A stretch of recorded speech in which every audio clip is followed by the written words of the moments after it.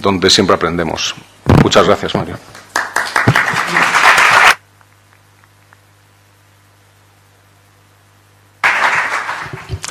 Bueno, Juan, yo la verdad es que me hubiera encantado que siguieras, yo me siento ahí y te escucho, porque qué maravilla. Muchas gracias por el cariño, muchas gracias por leerte el libro, por hacer esas reflexiones, por guardar comentarios que hice yo hace unos años, por tantas cosas, a ti, a Nosquer y por supuesto al Casino Rafa y a todo el Casino. Muchas gracias. Por supuesto, gracias a todos y a todos vosotros y vosotras por venir. Voy a empezar por lo que has dicho tú y luego voy a seguir por un pequeño guión para que luego tengamos efectivamente un tiempo para comentar lo que yo creo que es algo apasionante, que son las distintas dimensiones del ser humano. Primero, ¿por qué? Un salto al vacío. Efectivamente, ha sido un salto al vacío. ¿Cuándo sabes que es un salto al vacío? Cuando no tienes ni idea de cómo lo vas a hacer. Yo creo que hay dos saltos al vacío. El salto insensato y el salto confiado. Lo pasas igual de mal en los dos, pero no sucede lo mismo en los dos. El salto insensato es cuando te largas de un sitio sin tener un qué y un por qué en tu vida. Es decir, no tienes un qué, hacia dónde quieres ir, ni un por qué. Ese es el salto insensato. Hay personas que me dicen, yo me quiero marchar de aquí, yo no quiero esto en mi vida, yo no quiero lo otro en mi vida. Y les pregunto, ¿y tú qué quieres? Bueno, todavía no lo sé, ya lo averiguaré. Eso es peligroso. Desde mi experiencia eso es muy peligroso, porque el tipo de energías que hay que convocar en el ser humano para salir adelante necesitan de un tono emocional determinado. No es suficiente saber lo que no quieres. Tienes que saber lo que quieres y por qué lo quieres. Lo que el corazón quiere sentir antes o después, la mente te lo muestra. Saltar sin un qué y un por qué me parece insensato. La insensatez no es valentía. Ahora, cuando no tienes un cómo, pero tienes un qué y un por qué, da igual de miedo, la misma sensación de vacío, pero pasan cosas que desafían a todo lo que tu imaginación es capaz de intuir o prever. Efectivamente, yo escribí Madera del Líder porque un día mi mujer consiguió que se lo prometiera. Y no tenía ni idea de cómo hacerlo, y como muy bien has dicho tú, Juan, quise poner lo que yo conocía sobre el liderazgo en aquel libro, y el editor me dijo, no lo entiendo. Cuando das una conferencia se te entiende perfectamente y este manuscrito no hay quien lo comprenda. Es incomprensible, das tantas cosas por sabidas. Total, que lo fui puliendo y estoy muy orgulloso de mi primer libro, Madera de Líder, donde efectivamente, como muy bien dices tú, Juan, me parecía imposible escribir un libro. Vamos a hacer una especie como de encuesta. ¿A quién le gustaría escribir un libro? Bien, prácticamente a todos. ¿A quién le parece imposible escribir un libro? Bueno, a mí me parecía imposible, pasaba por ahí y decía, ¿cómo es posible que no pueda escribir un libro? Y al final una promesa, un qué y un por qué, consiguió sacar adelante un cómo. El guardián de la verdad es el resultado también de una promesa.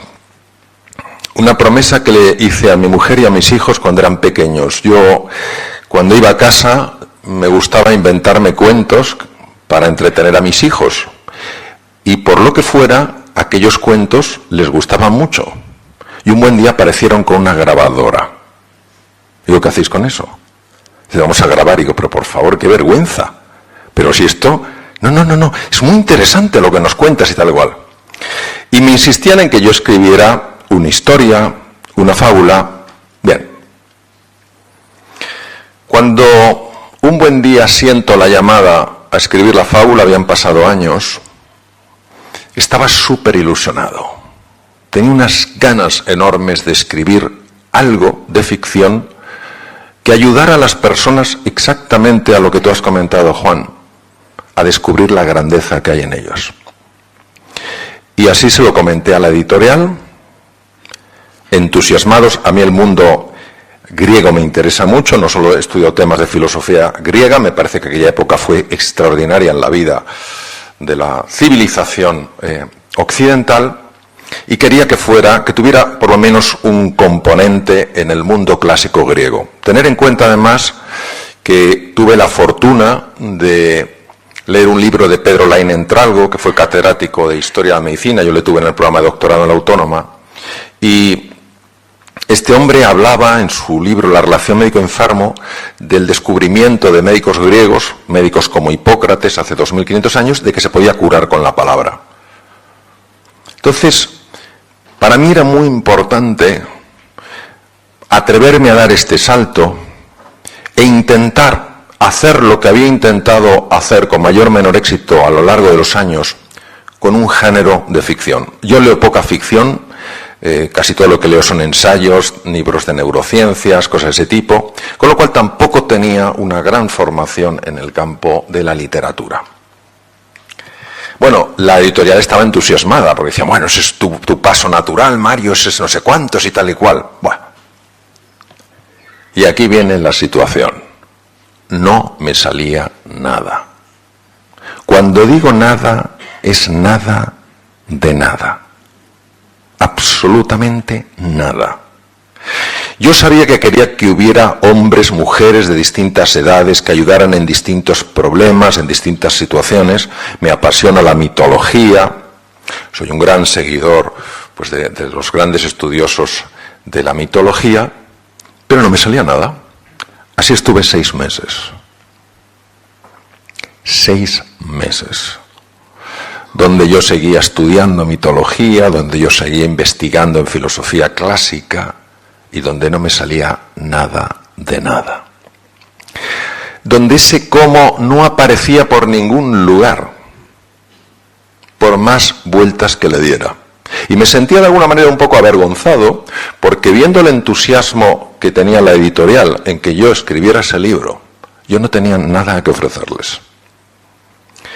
A los 6 meses, un día me levanté, me puse a leer, como leo normalmente, estudio, por la mañana, por la noche, cuando puedo, en el autobús, donde voy siempre llevo con un libro. Y fue algo increíble. De repente es como si alguien hubiera quitado un tapón y me entra una fuerza absolutamente desconocida para mí. Jamás antes había vivido eso, nunca. Me entra una fuerza y me voy al ordenador, un ordenador de mesa que tengo, me pongo a escribir y me van saliendo los personajes. Y me sale Pablo, que tiene 16 años de edad. Un chico que sufre en el colegio, porque se siente marginado, porque encima le hacen la vida imposible, porque no consigue aprender, porque no consigue enterarse, porque su profesor de historia, el señor Cuesta, le tiene manía. Y me sale Pablo.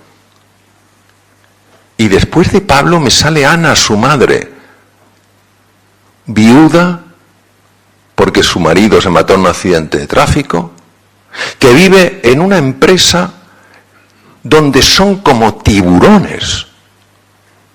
Una mujer con problemas digestivos y me va saliendo solo. Y yo, ¿sabéis esto que te pasa algo raro? Y dices, esto es un poco raro, ¿eh? Yo no fumo, por supuesto no fumo tampoco nada raro. Bebo vino que me gusta, pero en cantidades moderadas. Y no me inyecto nada, de verdad. De verdad. Entonces, me sale Ana con sus problemas digestivos, después me sale José, su padre, y me sale que es cardiólogo. ¿Por qué no me sale cirujano como yo, o me sale internista, o me sale traumatólogo? ¿Por qué me sale cardiólogo? No tengo ni idea. Y después aparece Isabel. Claro, José tiene 75 años, está retirado, ha sido un médico muy famoso, muy prestigioso, y ahora su vida apenas tiene sentido para él. Y aparece Isabel, que es una mujer joven, madura, que se encuentra con eso que a todos nos aterroriza, con esa palabra que a todos nos asusta, y queda presa de este pavor, de este terror. Y me va saliendo, Oye, y os voy a decir una cosa. Según van saliendo, se me van cayendo las lágrimas. Y esto es tan raro. Digo, ¿esto qué es? Total, me salen 2 capítulos enteros. Y se lo mando a la editorial, porque digo, vamos a ver. Esto o está muy bien, o es todavía más raro de lo que yo pienso. Total, lo mando a la editorial, se lo dan a leer a la directora de ficción, persona estupenda, Miriam Galaz, se lo dan a la directora general de Espasa, Ana Rosa Semprún, y me contestan, nos ha emocionado, sigue por aquí. Pero claro, ¿cuánto había tardado yo en escribir 2 capítulos? 6 meses. Entonces yo me imagino sus mentes calculando cuándo estaría la novela. Pues lógicamente el siglo que viene. Pero es que no dejó de irme saliendo esa novela, lo que les pasaba, cómo sus vidas totalmente perdidas en la tensión, en la frustración, en la falta de sentido, en el terror, empiezan a dar un giro. Empiezan a aparecer ante mí todos los dioses griegos. Una historia de hace 2500 años, y cuando mi hijo Borja el pequeño leía, decía, papá, ¿pero de verdad que te lo has inventado? Digo, hijo, los dioses son los que son, porque la mitología es así. De hecho, Espasa puso, que yo no lo sabía, pero hicieron muy bien, a una doctora en historia antigua para revisar el texto. Y he de decir que la doctora de historia antigua solo me corrigió una cabeza de un monstruo. Y se lo discutí.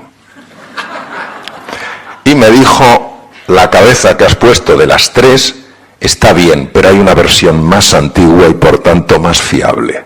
Dije, pues ya está, pues le cambio la cabeza. Bien. En 2 meses la historia estaba entera, completa. Cuando eso mandé no daban crédito.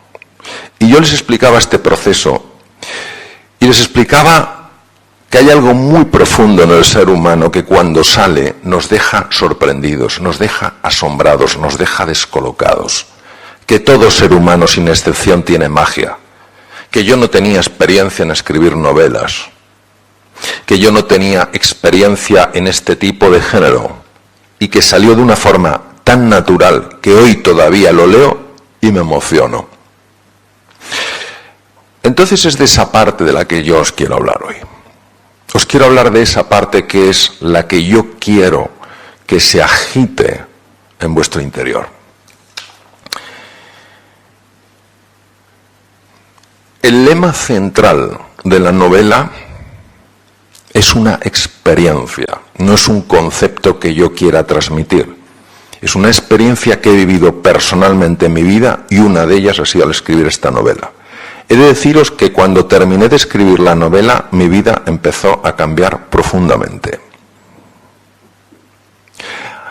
2 días después tenía que dar un curso, lo di en Aránzazu, en montañas preciosas, y el Mario que daba un curso, ese curso era un Mario diferente al que había dado los cursos a lo largo de muchos años. Mi vida no ha parado de cambiar, algo se ha movido dentro. Algo profundo, a lo que estoy sumamente agradecido. Entonces, el lema es: lo imposible puede hacerse posible. Lo digo para aquellas personas que, como yo, se encuentran o nos encontramos ante muros que nos parecen infranqueables. Muros de salud, de vitalidad, muros de relaciones, muros de conseguir cosas en la vida. Me gustaría que nos planteáramos que los muros pueden convertirse en fronteras y que el libro lo que busca es acompañar en este proceso. Nadie dice que cruzar una frontera sea fácil, pero romper un muro, sobre todo los muros que crean de la mente, eso sí que es difícil. Lo siguiente que quiero transmitir en el libro es que toda la magia se encuentra fuera de la zona de confort. Mi zona de confort ya se había convertido en los 6 libros anteriores. 6 ensayos, me exigen mucha investigación, mucho esfuerzo, mucho trabajo, como es lógico. pero era ya mi zona de confort. Yo estoy constantemente hablando de la importancia de salir de la zona de confort. Y cuando tú sales de la zona de confort, no ves la zona de descubrimiento, no ves el producto terminado, lo que te ves es en el medio de la nada. Porque has dejado lo conocido y estás en un mundo donde todavía no ha aparecido lo nuevo. Es decir, tienes muy claro lo que has perdido, pero todavía no tienes claro lo que vas a ganar. Hay una zona de confort que es la más dura en el ser humano, que es cómo te has definido a ti mismo que eres. Cómo te has definido quién eres. Los procesos mentales que te hacen pensar que tú no puedes ir más allá, que hay ciertos obstáculos que son demasiado grandes para ti, o que tú eres demasiado pequeño para ellos. Y es mi experiencia personal que esto no es así. Obviamente no implica que hagamos cosas absurdas, simplemente implica que lo que nos parece imposible puede pasar, como decías tú, Juan, a improbable y después a posible. El libro es un viaje interior. Es verdad que hay dos viajes, hay un viaje exterior que tiene que ver en Grecia, que tiene lugar en Grecia, y hay un viaje interior que es el que más me importa. La envoltura del regalo es el viaje externo, el regalo es el viaje interno. La experiencia que tengo en los viajes interiores, que es el campo que más me puede apasionar, es la siguiente. Cuando tú viajas al interior, descubres dos cosas. Lo primero que descubres es que te vienes contando una milonga desde que eras pequeño, y esa milonga, el problema es que te la has creído. Cuando estudié psicología clínica durante la carrera de medicina, yo tenía en aquella época, cuando estudié esta asignatura, tenía 19 años. Y la profesora, en un momento determinado, la profesora de psicología clínica, profesora titular, dijo: a los 7 años la personalidad está totalmente determinada. Claro, yo dije esto seguro que no he entendido bien. Pues yo tenía 19. Esperé a que acabara la clase, me acerqué y dije: profesora, quiero hablar con usted. ¿Qué desea? Era una mujer un poco distante. ¿Qué desea? Tengo mucha prisa. Bueno, es que es importante. Bueno, ¿qué quiere? Pero me ha parecido entender, pero seguro que he entendido mal, me ha parecido entender que ha dicho usted que a los 7 años la personalidad está totalmente determinada. Me miró y me dijo: es eso exactamente lo que he dicho. Digo: pero entiéndame, yo tengo 19 años y quiero cambiar muchas cosas de mi vida. Me miró y me dijo: es tarde. Vosotros imaginaros que yo me hubiera tragado esa milonga. Lo que tú crees, lo creas. Porque lo vives como una certeza incuestionable. Pues todos nosotros arrastramos lo que se llaman narrativas, es apasionante cómo se generan en los lóbulos prefrontales del cerebro. Generamos narrativas y la mayor parte de esas narrativas que las vivimos como realidades incuestionables son profundamente limitantes. Y nos hacen decir a veces: yo soy así, yo no puedo. A mí no me importa no poder tirar una pared de aquí, pero sí me importa poder hacer frente a ciertos desafíos de mi vida. ¿Por qué tengo que sentirme bloqueado, incapaz, incompetente, inseguro, cuando dentro de mí tengo recursos para hacerle frente? ¿Por qué? Porque hago caso a esa narrativa. Pero no solo está la narrativa que nos contamos, lo más importante es lo que esa narrativa tapa. Hay una historia muy sencilla, probablemente muy antigua, de un rey hindú que iba en su carroza por un camino y se encontró con un mendigo que estaba durmiendo. Entonces el rey le dijo al cochero que parara, se bajó e introdujo en el bolsillo de aquel mendigo una esmeralda de extraordinario valor, pensando que el momento en el que se despertara, este hombre descubriría que acababa de pasar de la pobreza más absoluta a una riqueza incuestionable. El tiempo pasó y por casualidad el rey volvió a pasar con su carroza por el mismo camino y vio al mismo mendigo con más edad, más mayor, más avejentado, pero igual de pobre.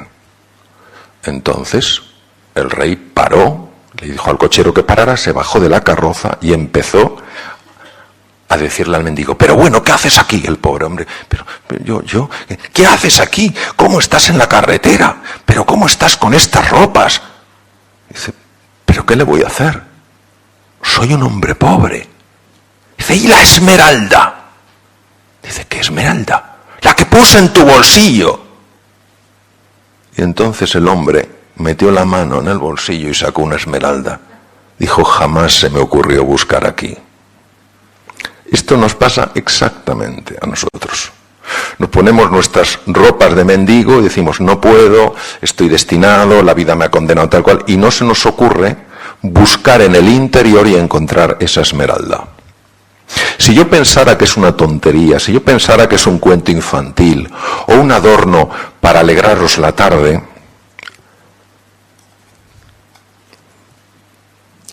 estaría haciendo muy mal diciéndoos esto. Pero como sé que es así, como sabéis que es así, porque todos tenemos experiencias de ello, ¿por qué no vamos a decir que esto existe? La novela sigue una estructura que es el camino del héroe. El camino del héroe fue muy estudiado por un grandísimo científico, humanista, Joseph Campbell, norteamericano de Nueva York, y en él se basaron toda la saga, por ejemplo, de la Guerra de las Galaxias. Cuando George Lucas invitó a Joseph Campbell a su casa, a su rancho, Joseph Campbell se quedó sorprendido porque era lo que llaman scholar, una persona dedicada a la investigación. Y le invitó a un pase privado de la Guerra de las Galaxias y le dijo, sabes que me he basado en tu investigación. Y dijo, qué honor, ¿no? Joseph Campbell descubrió que en todas las tradiciones de Oriente y Occidente está registrado lo que se llama el viaje del héroe. ¿Qué es el viaje del héroe? Es ese viaje que te ayuda a trascender las ropas de mendigo y a encontrarte con la esmeralda. Es un viaje que te saca de tu zona de confort, de cómo te has definido, soy un mendigo. Te introduce en un mundo nuevo, jamás te has planteado que hubiera más de lo aparente y te permite encontrarte con tu riqueza interior. Por eso en el viaje del héroe, lo mismo que a los 4 protagonistas principales de la novela, les ocurre esto. Penetran en su interior siguiendo un viaje exterior y cuando han completado ese viaje, todo su ser se ha transformado. ¿Por qué he utilizado la mitología? Previo a Joseph Campbell, hubo un científico que os sonará a todos, fue discípulo de Freud, y fue la gran desilusión de Freud, no porque el hombre fuera desilusionante, sino porque no estaba dispuesto a considerar que el ser humano se pudiera comprender exclusivamente, sobre todo su patología mental, solo desde la sexualidad. Fue Carl Gustav Jung, él era suizo, Freud era austriaco, y Jung estudió mucho el impacto de la mitología en el inconsciente. Todos tenemos lo que se llama personajes dormidos. En las distintas dimensiones del ser humano aparecen cosas muy hermosas y cosas muy feas. Jung le llamó la sombra. Y es muy difícil verlos, es muy difícil reconocerlos. Y aunque hay personas que te dicen, oye, ¿no te has dado cuenta de esto? Y dices, pero qué va, eso no es así. Sí, lo está viendo todo el mundo, menos tú. Pues la gente está equivocada. La ventaja de la mitología es que te permite ver ante ti cosas que de otra manera no verías. Ves reflejadas en características de los dioses, de los monstruos, cosas que están sucediendo en tu vida y que no las podrás cambiar hasta que no las reconozcas. Reconocer quiere decir volver a conocer. Claro, yo no puedo cambiar cosas en mi vida si no las veo. Si yo soy una persona que los demás me ven como arrogante, pero yo no me veo así, y alguien me dice, Mario, eres muy arrogante, me va a sentar mal y lo voy a negar porque no lo veo. Pero si alguien me pone un espejo, no un dedo que me señala, y puedo ver la arrogancia en un personaje, inmediatamente va a resonar con la mía y digo, anda, si yo soy como este, en ese momento puedo cambiar. Esa es la razón por la que yo he utilizado la mitología.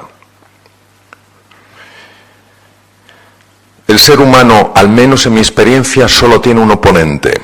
Nunca es otro ser humano. Es su propio ego. El ego es ceguera. El ego ha causado más muertes y más violencia que todas las guerras juntas. De hecho, todas las guerras surgen en su esencia del ego.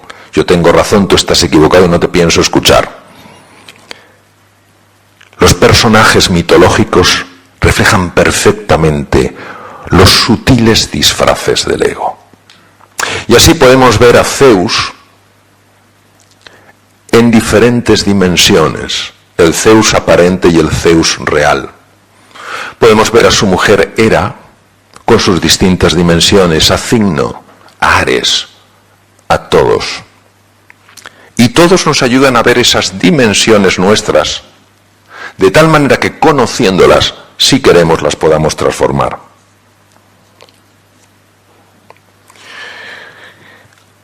Dentro de la novela hay un hilo conductor que es la medicina. Tener en cuenta que yo en los 6 años de carrera que pasé, donde estudié hasta balneoterapia, efecto de los baños termales, no recibí ni media hora de formación en relación médico-enfermo. Si tenemos en cuenta los estudios de la Universidad de Harvard, que es la pionera en el mundo en este campo, lleva más de 40 años estudiándolo, entre el 60 y el 80% de las enfermedades que padecemos en el mundo occidental, desde patologías cardiovasculares, diabetes, problemas óseos, problemas tendinosos, cáncer, 1000 cosas, tienen una relación directa con el mundo emocional. Directa con el mundo emocional. Por eso, el humanismo en la medicina está absolutamente integrado en la novela. Y por eso el gran padre Hipócrates, que vivió hace 2500 años, pero su sabiduría permanece hoy, nos habla a los médicos de que no nos olvidemos de que quien verdaderamente cura las enfermedades es el organismo. Todos sabemos la diferencia de sentirte querido, acogido y valorado. Hay un concepto que a muchos de vosotros no sonará porque no sois del campo de la medicina, se llama la homeostasis. El gran padre de la homeostasis fue Walter Bradford Cannon. Cannon, norteamericano, fisiólogo, catedrático en la Universidad de Harvard, estudió mucho esos mecanismos que permiten que los 60 trillones de células de nuestro cuerpo estén funcionando bien. Ellos se encargan de que las células no envejezcan más de lo que tienen que envejecer. Ellos se encargan de que los niveles de azúcar sean los adecuados, de que las células mantengan una comunicación armónica entre ellas. Es decir, todo lo que sea la protección del organismo, todo lo que sea la vitalidad y la regeneración de los tejidos, cabe dentro del paraguas de la homeostasis. Por ejemplo, yo tengo un primo, yo soy cirujano general del aparato digestivo, pasé 26 años ejerciendo cirugía, y yo tengo un primo muy guasón que me decía: tú eres un fontanero de cañerías blandas. Y francamente me dolía. Pero muchas veces miramos el tubo digestivo y dices, curioso, me tomo una patata y sale otra cosa.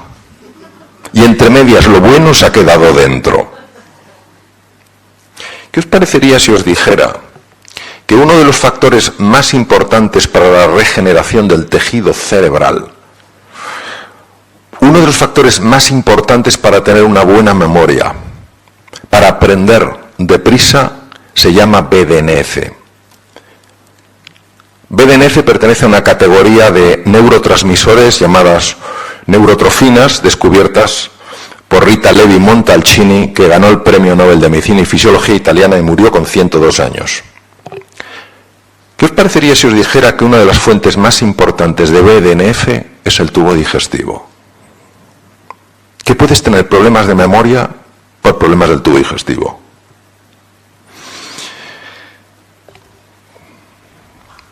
¿Qué os parece parecería si os dijera que la hormona más importante para mantenerse tranquilo, sereno, feliz en la vida es la serotonina. Por eso el famoso Prozac, inhibidor de la recaptación de serotonina.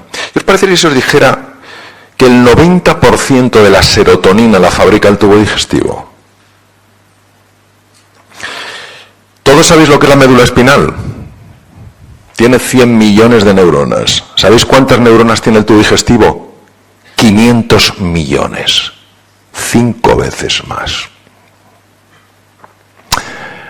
Pues bien, cuando una persona se siente tensa, se siente asustada, se siente preocupada y vive así, el sistema de alarma del cuerpo genera daño en distintos lugares y uno de ellos es en el tubo digestivo.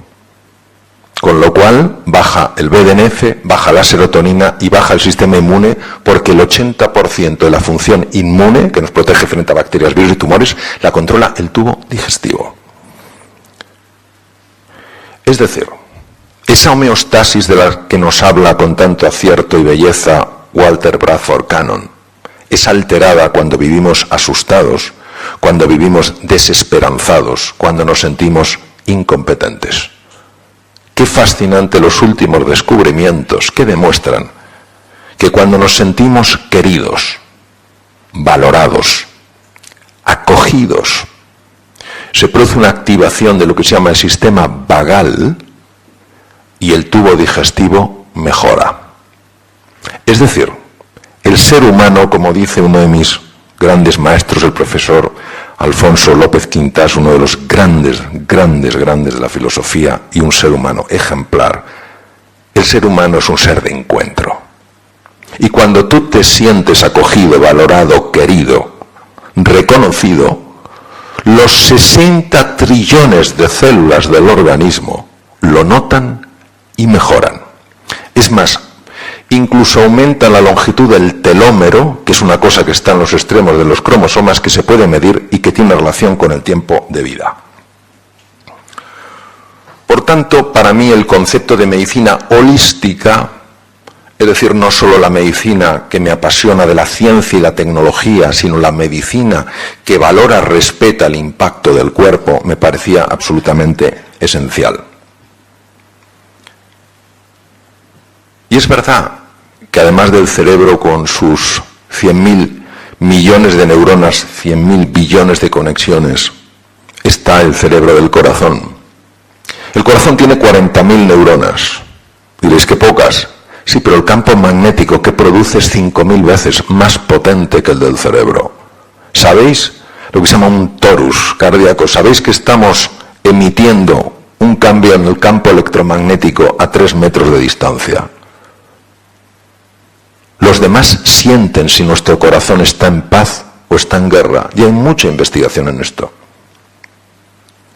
¿Sabéis que cuando el cerebro, el corazón y el tubo digestivo se sincronizan, cambia radicalmente el funcionamiento del cerebro? Y se produce una sincronización de ondas cerebrales y la persona llega a niveles mucho más altos de inteligencia, de memoria, etcétera.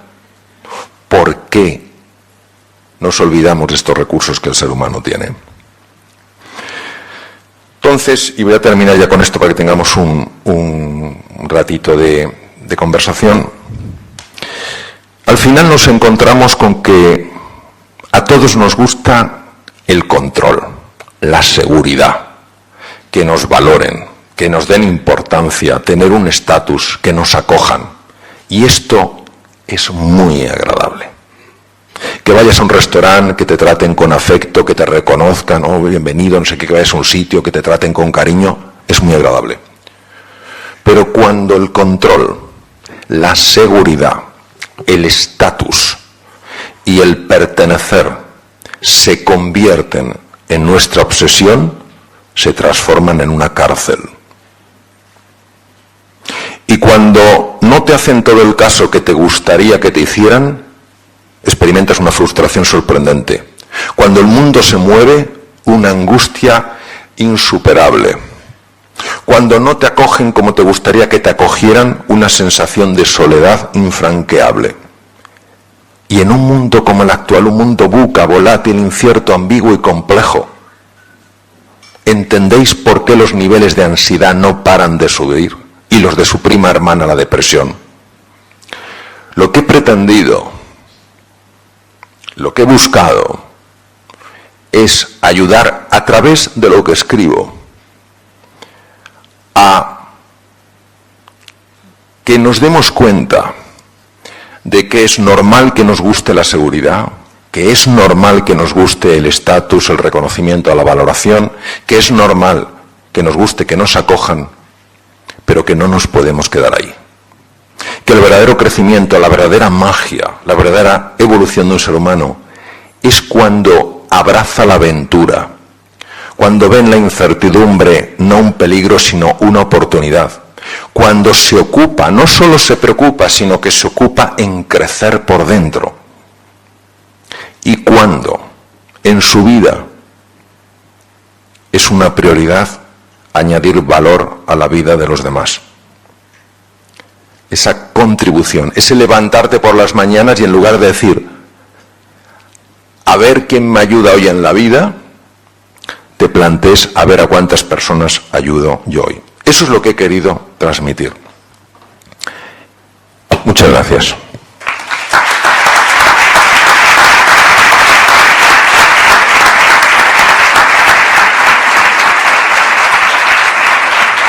Gracias.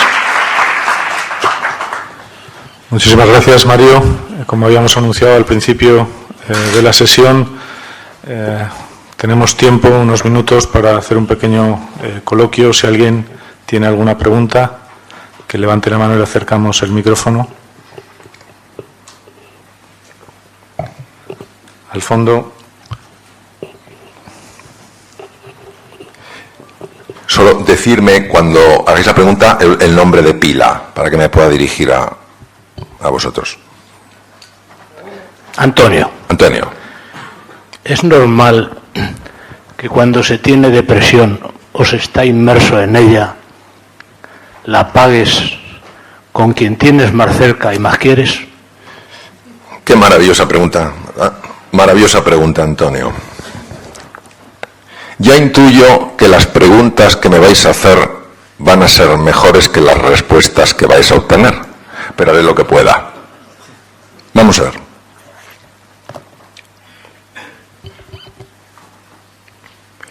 Cuando un ser humano se siente en peligro,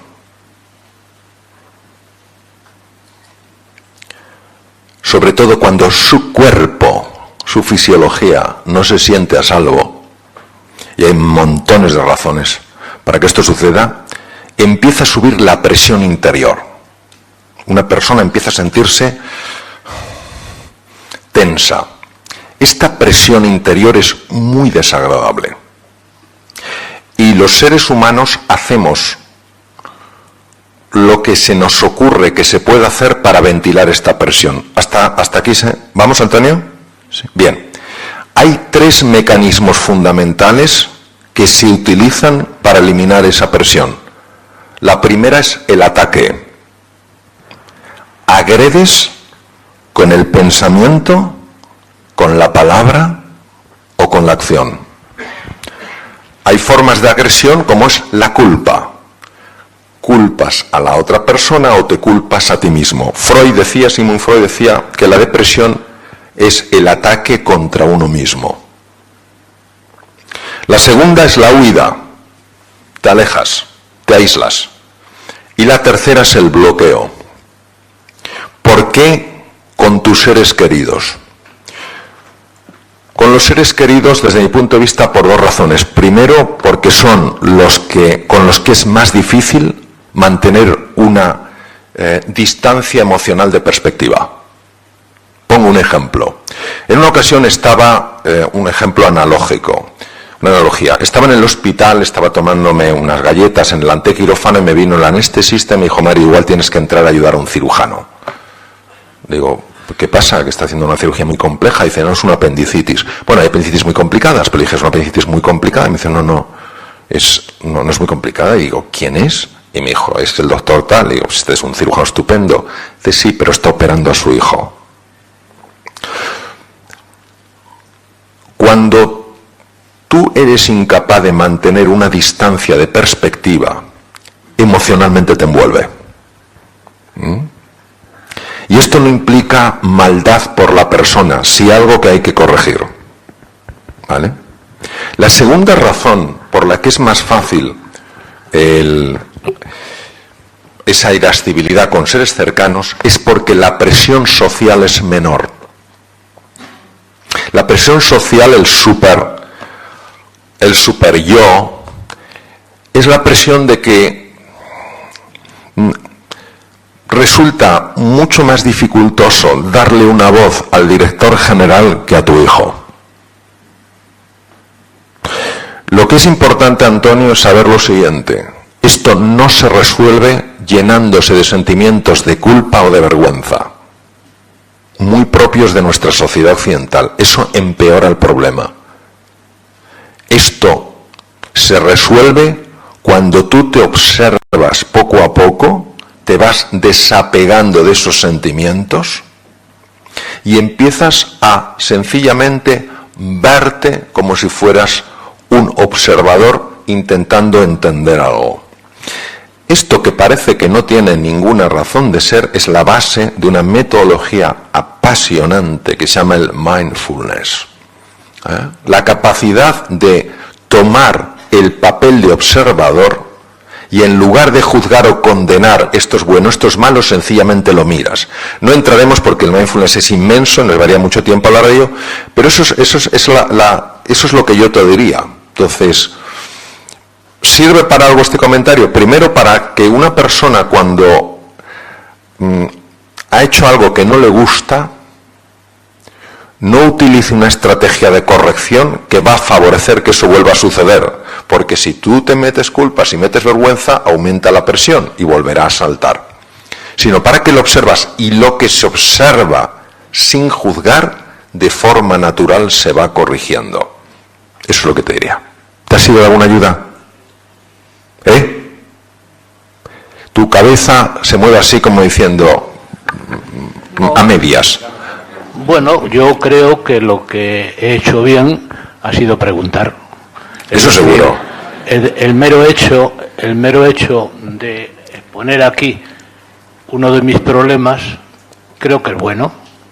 Es muy bueno y es muy valiente. Generalmente nos comemos los problemas y no los exponemos a los demás.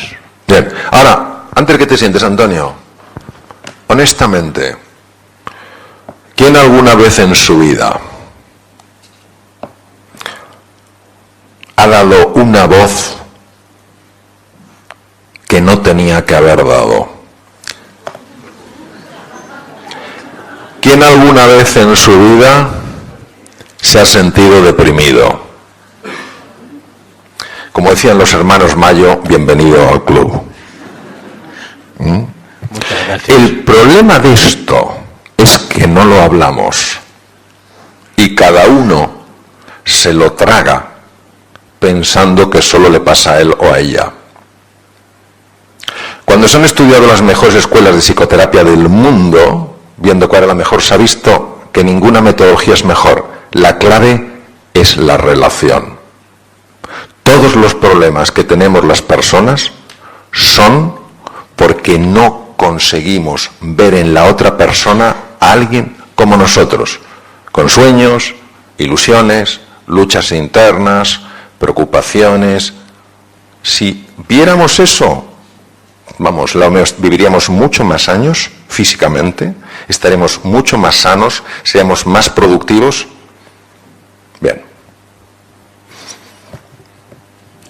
Había una señora allí, me parece, al fondo, que había levantado la... Sí, aquella señora allí.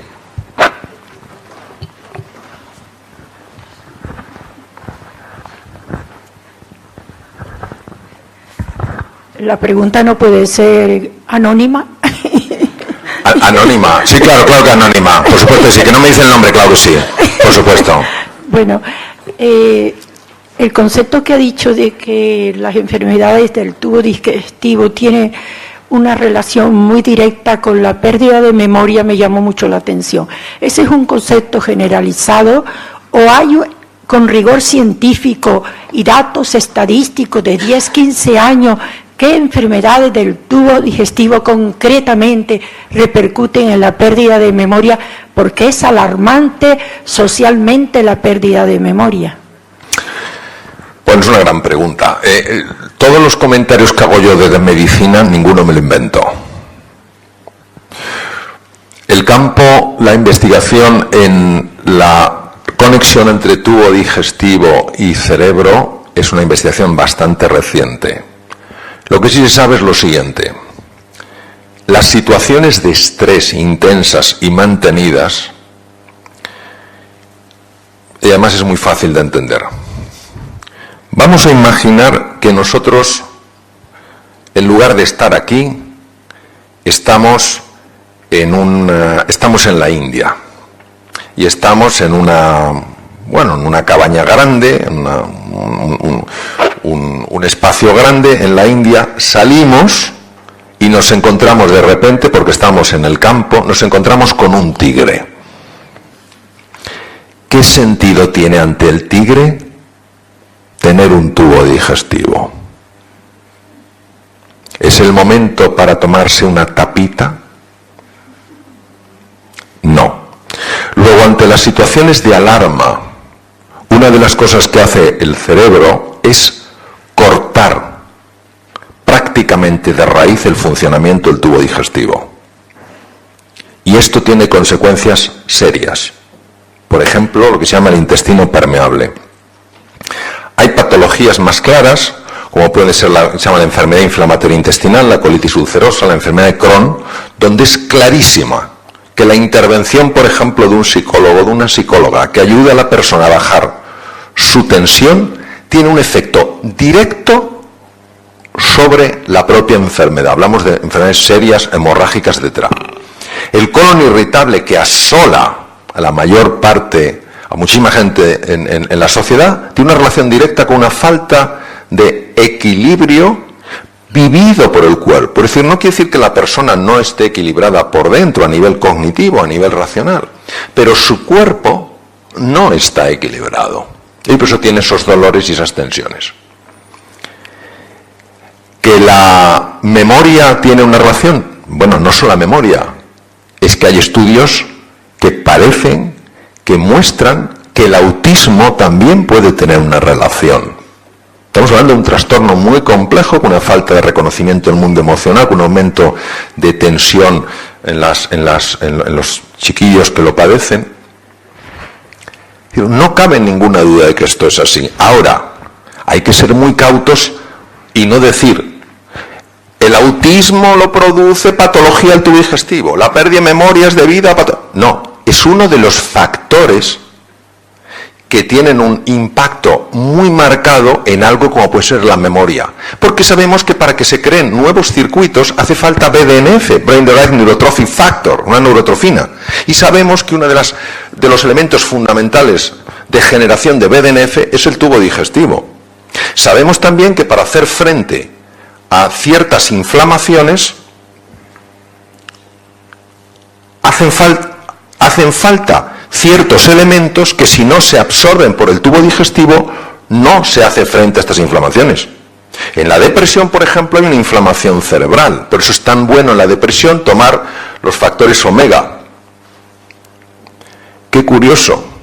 El síndrome de intestino permeable, muy propio de estados de tensión muy mantenidos, favorecen el ataque del organismo, el ataque del sistema inmune al propio organismo, porque entran desde el tubo digestivo elementos tóxicos que generan reacciones, y parece que es uno de los factores causantes de lo que se llama inflamación generalizada.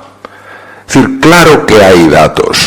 Ahora, no nos vayamos a esto es la única cosa que genera esto. No, esto es uno de los factores que genera eso.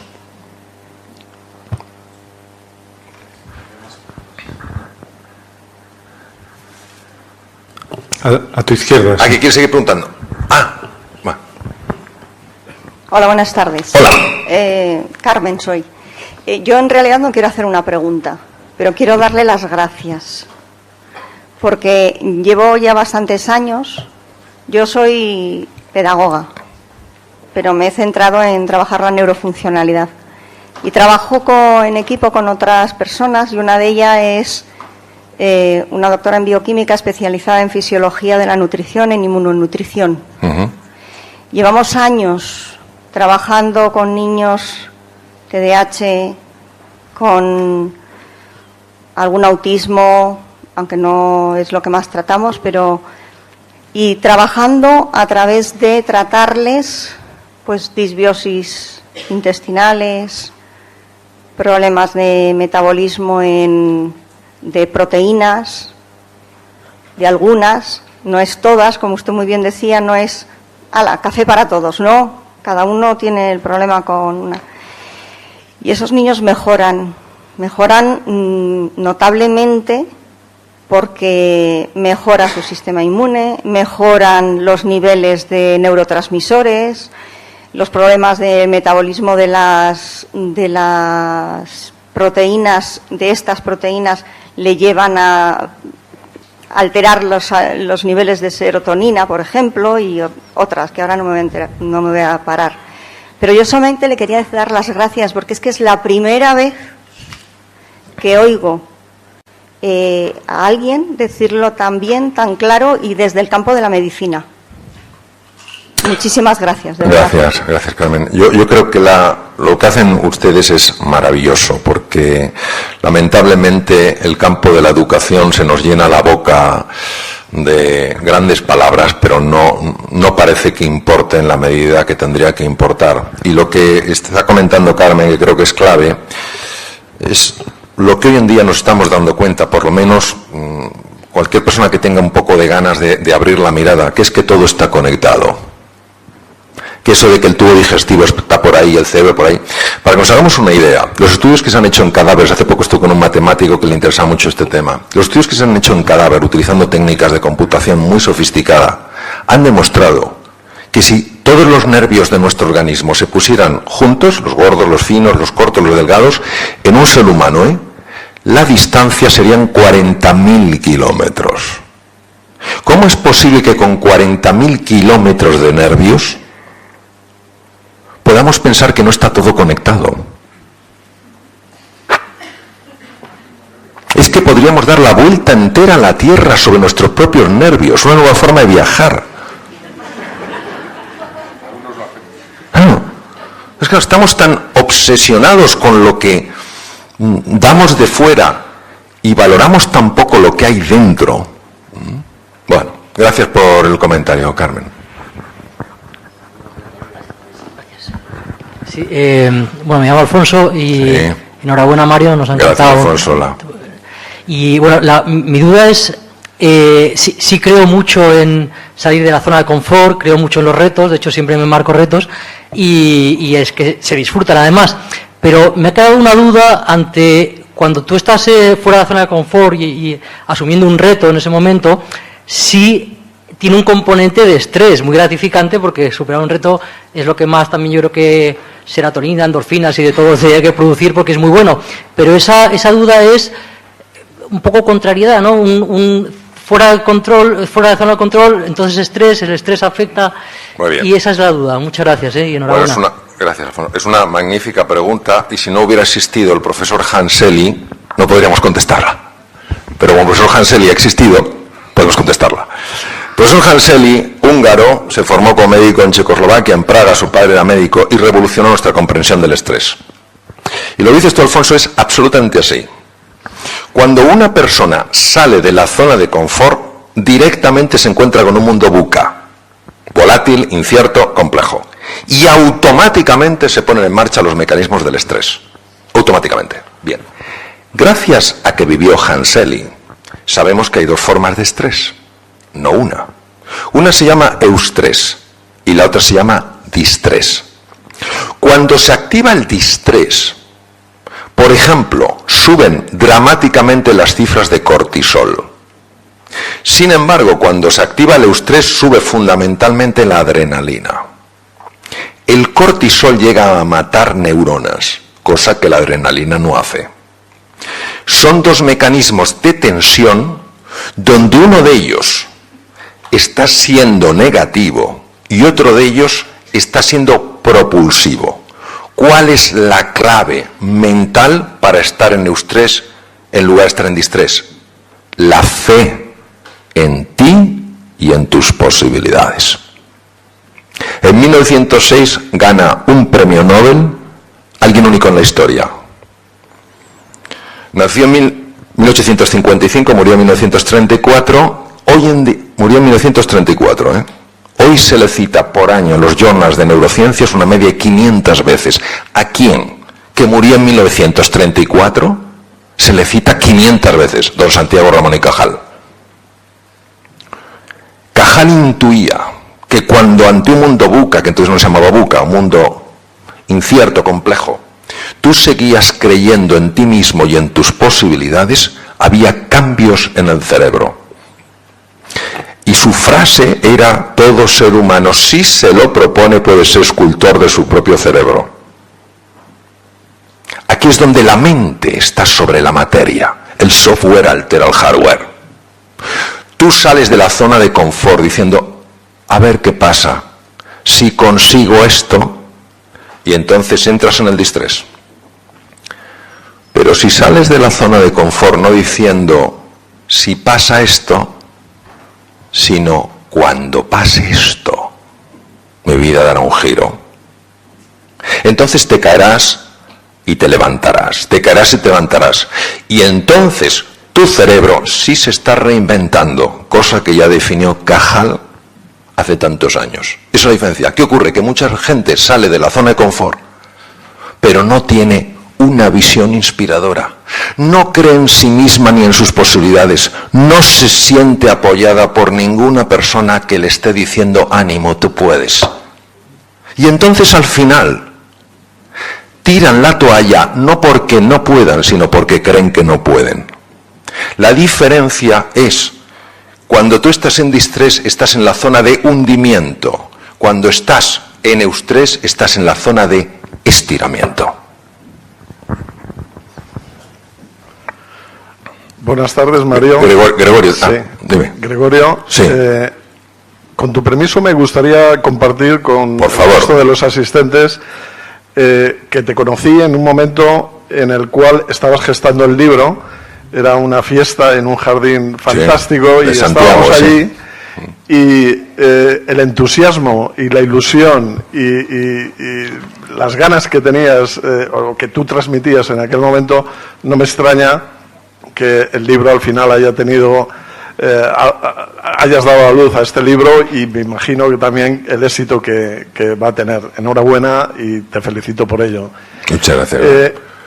Mi pregunta viene un poco por esto que has contado acerca de cómo escribiste el libro. Es decir, hay un periodo de 6 meses que no te sale, y luego de repente, en un momento, en unas horas, te sientas al ordenador y te salen los 2 primeros capítulos, y luego en muy corto espacio de tiempo, quiero recordar que has dicho 2 meses, te sale el libro entero.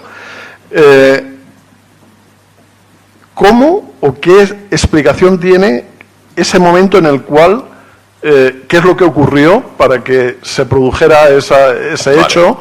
Y no quiero condicionar la pregunta, pero he tenido la sensación como si hubieras conectado con una muy o que el libro te hubiera sido dictado o canalizado, pero probablemente no va por ahí tu respuesta. Me gustaría conocer tu opinión. Bien, el proceso de la creatividad, que es de todos nosotros, vamos, escuchadme, esto es importante. Es imposible ser persona y no ser creativo. Es imposible. Si no estáis experimentando la creatividad en vuestra vida, no es porque no la tengáis, es porque no estáis accediendo a ella. Y normalmente nuestra forma de educarnos es lo que la bloquea. De hecho, hace muchos años el director del Instituto de Cerebro de Milán dijo: genio se nace y imbécil se llega. Y una persona levantó la mano y dijo que hay entre medias, dijo: el sistema educativo, del que somos parte todos, ¿eh? O sea, nuestra forma de educarnos, o sea, lo que es el juego, lo que es la exploración, pero por favor, nuestro propio refranero, la curiosidad mató al gato. Pobre gato, virgencita, que me quede donde estoy. Uf, más vale pájaro en mano que ciento volando. Más vale malo conocido que bueno por conocer. Por favor, ¿quién se va a atrever a asomar la nariz fuera de la zona de confort? Te la cortan, ¿sabes? Entonces, bueno, ¿qué quiere decir? Quiere decir que nuestro sistema no favorece que emerja la creatividad. El Valle de la Muerte en California es uno de los sitios más peligrosos del mundo. La gente no debe salir del coche porque de vez en cuando pasan ambulancias con sueros, pues encuentran a la persona que sale ahí y dice, uy, esa piedra tan bonita, porque claro, ahí no ves una rama, pero esa piedra tan bonita, y en el camino se deshidratan sin darse cuenta y entran en shock, empiezan a alucinar. Bien, el Valle de la Muerte un año apareció cubierto de flores. La pregunta es, ¿cómo es posible? Porque en años, habían pasado muchos años y la primavera anterior había llovido. Es decir, las semillas siempre están. Bien, ahora el proceso creativo. El proceso creativo tiene 4 fases. La primera es la fase de preparación. La fase de preparación, en mi caso, es lo que hice yo. Darle al coco lo que podía, seguir investigando en mitología, en filosofía clásica, etcétera, etcétera, dándole vuelta a vuelta. Esto es un trabajo del hemisferio izquierdo del cerebro. Es un trabajo de rata de biblioteca. Es un trabajo de codos.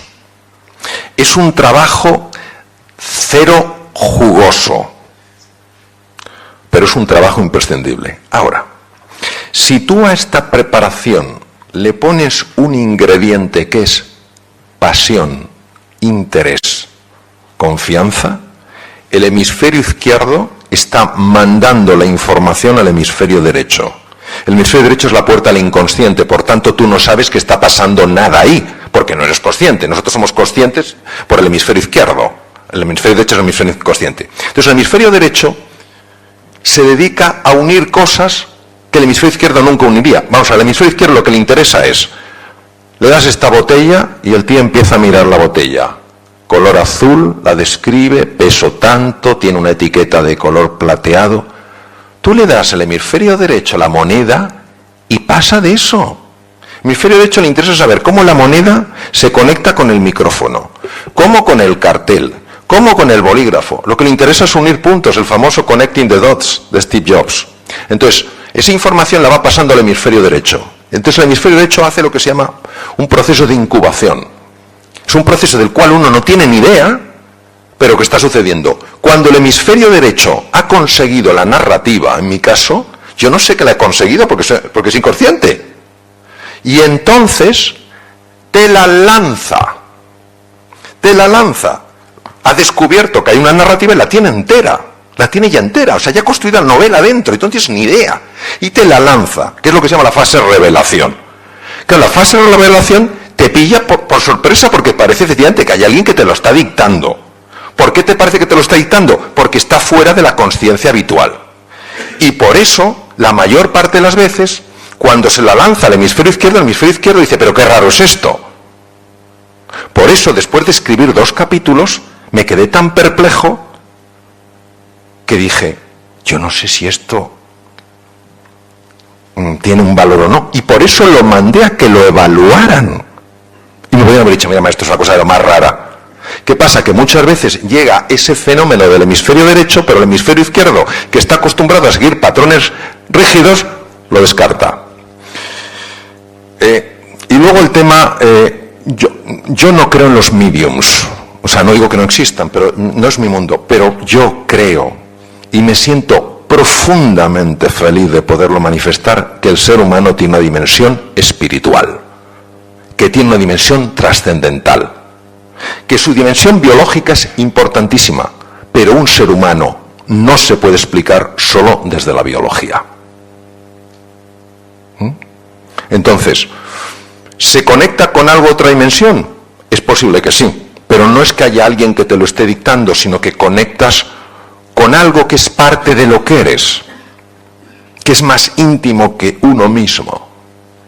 Y por eso, esa dimensión está clarísimamente reflejada en el libro. Es una dimensión sin dogmas, no es una dimensión de esto es lo que hay que hacer, sino de una posibilidad de relacionarse con dimensiones profundas de la persona. Ese es el fenómeno como hoy se conoce. Y además, cuando se han hecho resonancias funcionales magnéticas, se ha visto que en lo que se llama el momento de descubrimiento, el momento de revelación, que se llama el momento ajá, el momento eureka, se ha visto un tren de ondas ultra rápidas, se llama tren de ondas gamma, saliendo de la circunvolución temporal superior del hemisferio derecho.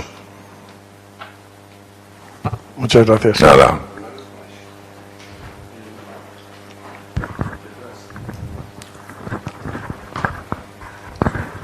Sí, Jesús María. Buenas tardes. Hola. Muchas gracias. Nada. Iba a hacer una pregunta, pero antes una reflexión al hilo de... Es decir, que entonces el folio en blanco es un mito. La tabula rasa. No, cuando se dice que alguien quiere escribir algo y tiene miedo al famoso... a colocarse delante de un folio en blanco. El miedo al folio en blanco. Yo creo que eso es muy real. Yo creo que eso es muy real. O sea, vamos, yo creo que el folio en blanco es un enorme desafío para cualquier escritor, porque te está poniendo ante una situación de profundo vacío. No tienes nada que hilar. Y al menos en mi experiencia, eso es lo que yo me he encontrado. O sea, yo en la novela prácticamente el folio en blanco duró 6 meses. Lo que pasa es que luego no salieron trocitos, salió la novela entera.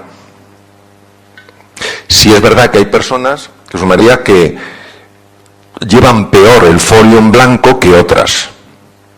Sí es verdad que hay personas que son especialmente creativas con el folio en blanco y hay otras que son más creativas cuando el folio ya no está un poco más lleno. Eso sí es verdad, pero yo al menos, como lo viví yo, 6 meses folio en blanco. Y ahora la pregunta que iba a hacer. ¿Se planteó en algún momento escribir esta novela en primera persona? ¿En primera persona como una biografía?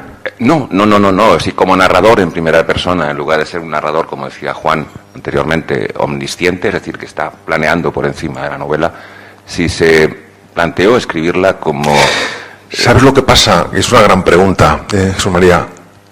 Es que yo no tenía ni idea de cómo escribirla, por tanto no me planteé cómo hacerlo. Yo sabía que quería hacerla, sabía por qué quería hacerla y no me planteé. Es más, después de escribirla, que fueron 2 meses, me pasé pues 6 o 7 meses puliéndola. Y en esos 6 o 7 meses me compré todos los libros que pude encontrar buenos sobre cómo se hace un género de ficción. Y entonces empecé a entender eso, de que había narrador en primeras, no tenía ni idea. Y de hecho corregí algunas cosas en base a lo que leí. Pero yo me quedé, os lo digo de corazón, o sea, no tenía experiencia, me quedé sorprendido de que muchas de las cosas que decían yo ya las había puesto. ¿Cómo es posible que las hubiera puesto si no tenía el cómo? Esto es lo que os quiero transmitir. El cómo está dentro de cada uno. Pero es nuestra gran excusa para no ponernos en marcha. Como no sé, no lo puedo hacer. Lo que la vida nos exige es tener un qué y un por qué potentes. El cómo sale de una forma que a uno mismo le genera sorpresa, asombro e incluso transformación. Hola, buenas tardes, soy Antonio. Bueno, por un lado, usted menciona, digamos, la necesidad de salirse de la zona de confort, ¿no?, para progresar en la vida, aunque por otro lado también ensalza el valor de permanecer en la zona de confort, el sentirse querido y demás, ¿no? Entonces podría parecer que uno de los caminos en la vida podría ser el pasar de una zona de confort a la siguiente, siendo la siguiente mejor que la anterior, y que el cauce para hacerlo sería salirse de la zona de confort, ¿no? Entonces, lo que a mí me interesaría es tener su opinión en cuanto a cómo salirse de esa zona de confort, si es a través de pequeños pasos, si es a través de grandes cambios, procesos de estrés, digamos, muy significativos o menores, un progreso continuo. Si yo he mostrado una contradicción, he cometido un error en explicarlo.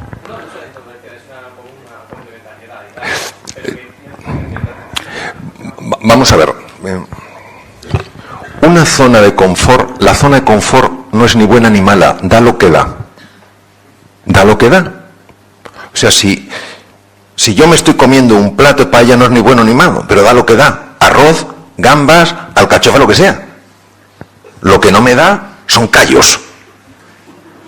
Entonces la zona de confort da lo que da. ¿Qué da la zona de confort? La zona de confort da sensación de familiaridad. Punto pelota. ¿Por qué digo de familiaridad y no digo de confort? Porque hay gente que está en su zona de confort y está muy fastidiada. ¿Pero qué pasa? Que es familiaridad, más vale malo conocido que bueno por conocer. Esa zona de confort, ¿cómo se construye? Se construye porque nos da la sensación de seguridad, nos da la sensación de control. Inspira. Ves un ejemplo de vida, un comentario, una lectura, que hacen que se agiten esas cuerdas que todo corazón humano tiene y dices, hay un mundo de posibilidad que me estoy perdiendo.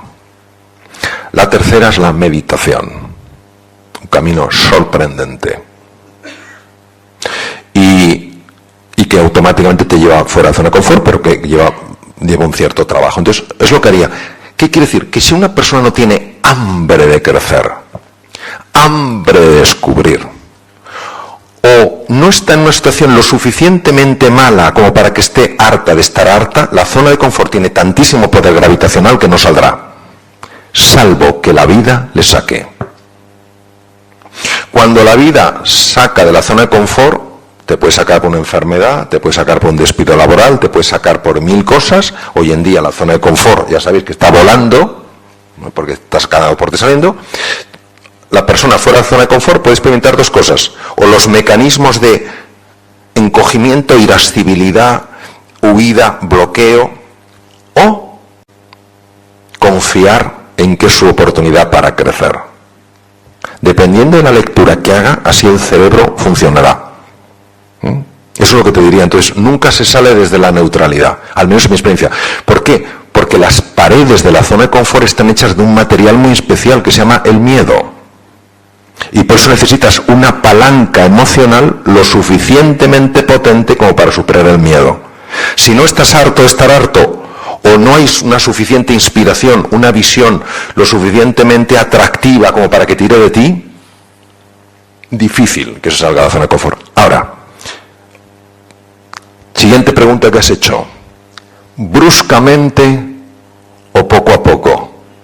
Yo creo que es muy bueno irse entrenando constantemente en considerar que la incertidumbre también puede ser un espacio para estar a gusto e ir poco a poco estirándola. Pero hay veces en las que no te puedes dar el lujo de decir, bueno, voy a dar pequeños pasitos, sino que lo das o te quedas atrás.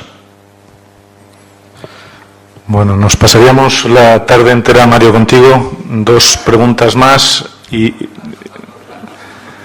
Borja y Elena. Mario manda. Borja, una pregunta, Mario. En tus libros y también en el discurso de otras personas que nos ilustran con visiones como las que tú compartes, hablan de reinventarse, ¿vale? Pero a mí, con lo que has contado en la novela, me ha sonado a redescubrirse. Sí. Y estoy aquí. ¿Nos reinventamos o nos redescubrimos? ¿Nos reinventamos o nos redescubrimos? Y me he contestado, redescúbrete, que eres un desconocido para ti. Pero, ¿tú qué piensas? Sí. Vamos a ver, el lenguaje muchas veces se queda corto para explicar lo que son experiencias. Si tú te comes un melocotón, Borja, yo no he probado un melocotón en mi vida, ya puedes escribir un tratado sobre el sabor del melocotón y a mí no me va a llegar. Intelectualmente lo entenderé, experiencialmente no lo podré vivir. Cuando yo escribí Reinventarse, tu segunda oportunidad, lo escribí pensando en aquellas personas que creían que estaban determinados a una forma de ser y de estar en el mundo y se sentían incapaces de superar eso. El concepto reinventarse es un concepto de recrearse, muy basado en la neurociencia afectiva, es decir, reinventar tu cerebro es recrear un nuevo cerebro. recrear capacidades, recrear recursos internos. El Guardián de la Verdad es un libro efectivamente para... La consecuencia natural es la reinvención, pero el camino es el que has dicho tú, es el de reconocerse, que quiere decir volverse a conocer. Cuando tú te reconoces, ves una dimensión tuya que no sabías que tenías, inevitablemente los 60 trillones de células se reconocen también. Entonces se produce un fenómeno de reinvención. Este es un libro, en mi caso, en mis medidas, de mucha mayor madurez que reinventarse. Para mí. Micrófono. Muchas gracias y enhorabuena. Y solamente me queda una duda. Bueno, muchas, si viera pero las que una, tengo yo. Muchas.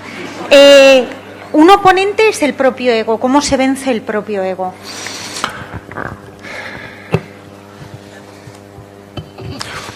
Primero voy a definir lo que yo conozco que es el ego.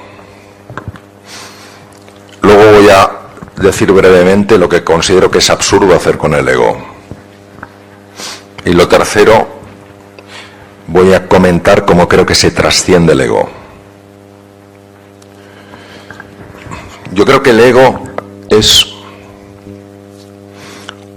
una creencia sumamente profunda en el corazón humano, que es profundamente errónea y que genera de por sí un sufrimiento increíble. Creencia que ya intuyó alguien de la talla de Albert Einstein. ¿Qué es, en mi experiencia, el ego?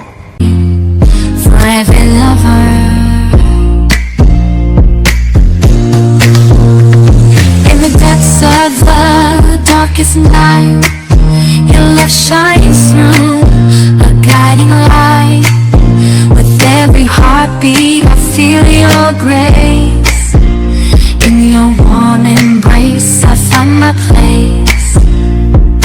Darling, don't cry, don't shed a tear, for I'll be your fortress, I'll always be near. Though storms may rage and oceans may roar, I'll stand by your side forevermore. Through the trials and the tests we face, our love will endure, it cannot be erased. So dry your eyes, my love, and take my hand. Together we'll conquer. Para mí el ego es una creencia de separación. Yo estoy separado de ti, estoy separado de vosotros, estoy separado del mundo. Y al sentirme separado, me siento en peligro, me siento amenazado. Con lo cual, mi forma de filtrar la realidad es a través de las gafas de la amenaza. Curioso que Albert Einstein, tan amante de las preguntas, dijo: hay una pregunta que es la más importante que un ser humano se ha de hacer. ¿Vivo en un universo hostil o amigable? Una persona que cree en la separación con la vida, inevitablemente vivirá. Una persona que se siente amada profundamente por la vida y parte de la vida, pensará que vive en un universo amable. Y cuando le pase algo que no le gusta, en lugar de decir soy un desgraciado, quien va contra mí, dirá: algo aquí, aunque no sea fácil, me lleva a aprender. ¿Qué puedo aprender?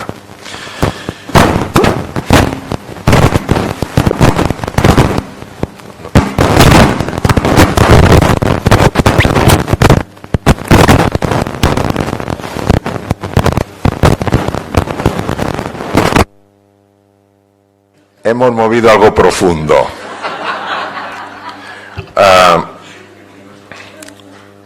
¿Cómo se trasciende el ego? Desde mi punto de vista, solo desde el amor al otro, que parte por la generosidad. Cuando tú haces algo por los demás, porque los demás te importan. Cuando crees en ellos, les valoras y les quieres, aunque no les conozcas. Esto no lo puede superar el ego. ¿Qué creo que no hay que hacer con el ego? Luchar contra él. El ego es oscuro. Vamos a ver, Albert Einstein, profundísimo metafísicamente, al menos desde mi punto de vista, decía, el frío no existe. La gente dice, no ha existido el frío, el frío. No. Si yo digo no pasa nada, pero si Albert Einstein dice no. Atención, eso es otra cosa. Dijo, el frío no existe, es la ausencia de calor. La oscuridad no existe, es la ausencia de luz. Si yo me empeño en sacar la oscuridad de una habitación, me voy a desgastar inútilmente. Lo que tengo que hacer es meter luz. Entonces, el ego no se lucha contra el ego se desvanece en cuanto metes amor. Hay 3 tipos de amor, según la definición griega: eros, filia y agape. Y están muy representados aquí. Eros es el amor romántico por tu pareja, por alguien que te gusta. Filia es por tus hijos, por tus amigos. Y agape es amor como elección, no como sentimiento. Tratas a una persona con cariño, aunque no lo sientas, pero eliges vivir así. Para mí es el sumum de la libertad. Entonces el ego se va desvaneciendo. ¿Qué ocurre?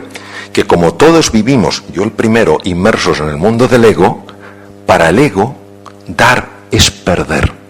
No puede entender esto. Pero aquellas personas en su vida que son de verdad generosas porque le importa a la otra persona, la vida les lleva a otra dimensión. Y experimentan lo que de verdad es la felicidad, que es distinto del bienestar subjetivo. Don Alfonso López Quintas suele decir, el bienestar es lo que colma los sentidos, la felicidad es lo que colma el corazón. Y yo lo suscribo plenamente, por supuesto. Mario, muchísimas gracias.